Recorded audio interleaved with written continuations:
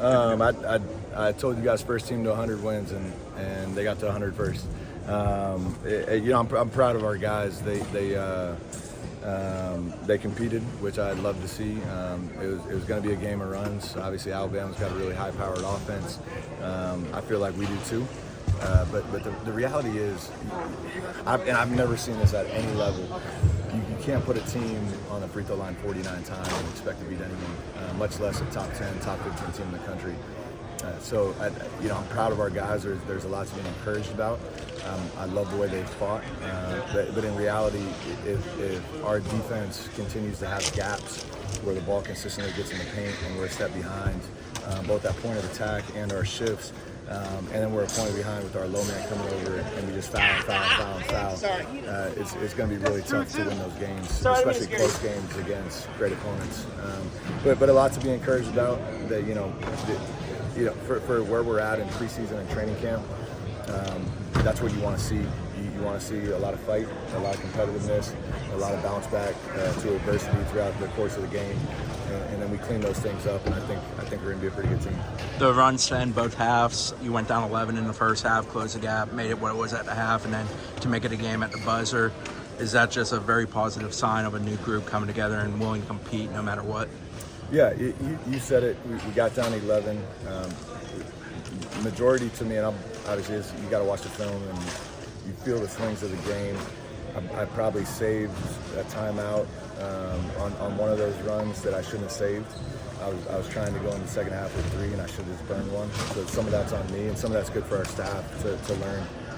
But it's tough to play against a good team when you're taking the ball out of bounds off of a free throw every play. The way we want to play, if you just go vertical, if they finish it, they finish it. But at minimum, we got to run the other way back at them. So I think that stalled us out a little bit, and they had a lot of momentum.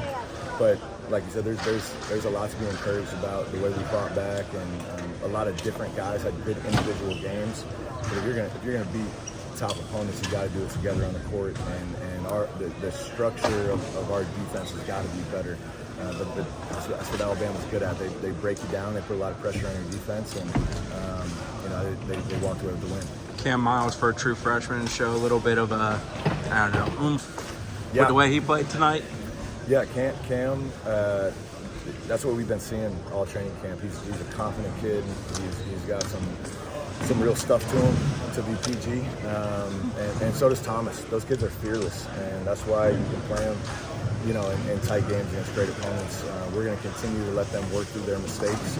We're going to need those guys later in the year in big games. So it could be messy at times playing, a freshman or 2 freshmen down the stretch in a close game against a really good opponent. But we're confident that they're going to help us win a lot of games this year. So you guys are now seeing what we've been seeing all camp. Those 2 guys are really good, and they fit the way we play. How good is tonight for just focusing on the rest of the preseason and kind of reinforcing the thing with the guys because they played somebody else?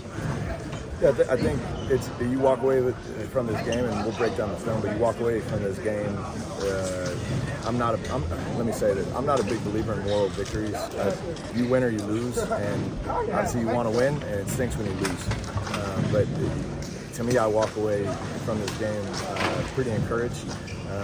I think that I said this to our team before the game: we can compete with anyone.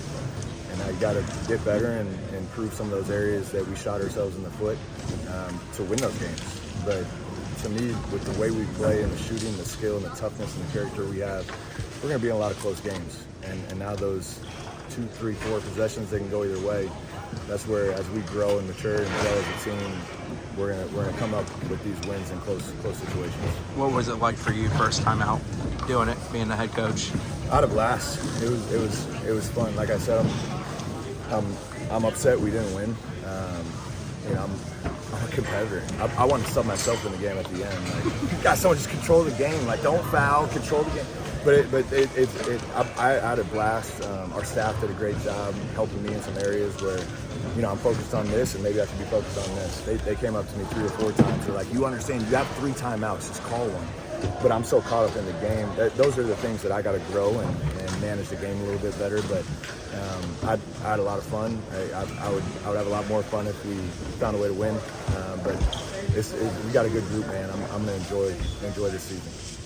McCray showed out tonight, kind of could take over the game, and was really, with all the free throws, drawing fouls, was a big reason why he stayed in it towards the end. What did you see from him? Is that something you've been seeing all camp? Yeah, I told McCray at halftime, I said, you took yourself out of the game in the first half. I'm going to trust our guys when they have 2 fouls. I know some coaches believe in taking them out when they have 2. I'm going to ride with our guys. But if you get 3, I would be a lunatic if I kept you in. So you took yourself out of the game with a cheap foul and offensive rebound, climbing on someone's back. Yeah, you can't do that as a senior guard. But I told the whole group, and Rob specifically at halftime, I expect him to have a big second half.